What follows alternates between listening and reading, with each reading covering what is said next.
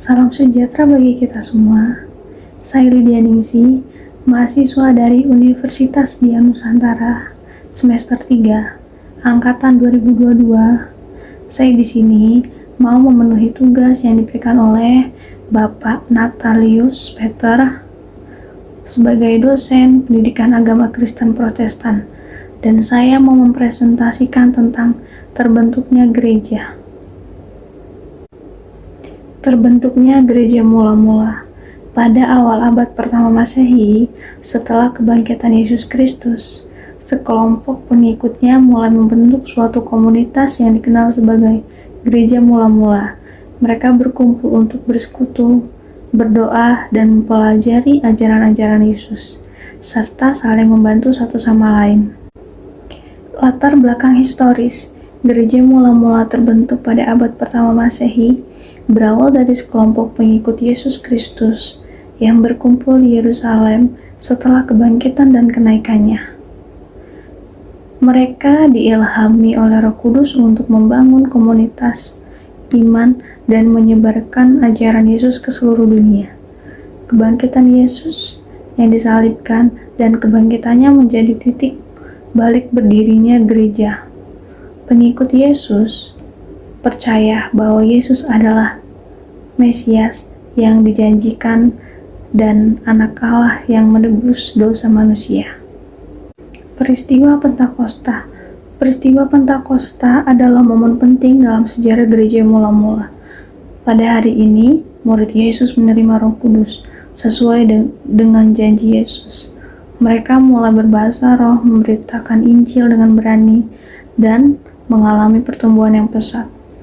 Peristiwa ini merupakan kelahiran gereja Yesus Kristus, di mana jemaat perdana mulai terbentuk dan menyebarkan kasih Kristus ke seluruh dunia. Ini adalah awal di zaman baru, di mana Roh Kudus menampakkan orang-orang percaya untuk menjadi saksinya. Kemudian ada perkembangan awal gereja. Yang pertama, hari Pentakosta. Roh Kudus dicurahkan ke atas para murid Yesus, membentuk jemaat mula-mula di Yerusalem. Kemudian ada pertumbuhan jemaat. Jumlah pengikut Kristus terus bertambah setiap hari. Mereka hidup dalam kebersamaan dan saling menolong. Kemudian ada kepemimpinan rasul. Rasul Petrus, Yohanes, dan para rasul lainnya bertanggung jawab atas kepemimpinan gereja mula-mula. Untuk selanjutnya, ada misi dan pengajaran rasul-rasul. Melanjutkan misi Yesus.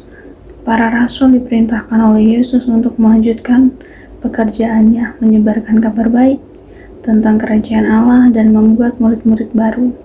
Kemudian ada pengajaran tentang Yesus, menceritakan tentang kisah-kisah tentang kehidupan, kematian, dan kebangkitan Yesus, serta ajaran-ajaran yang mendalam.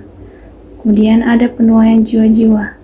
Misi utama mereka adalah untuk memenangkan hati dan pikiran manusia bagi imam Kristiani, sehingga gereja terus bertumbuh. Tantangan dan penganiayaan. Penganiayaan awal.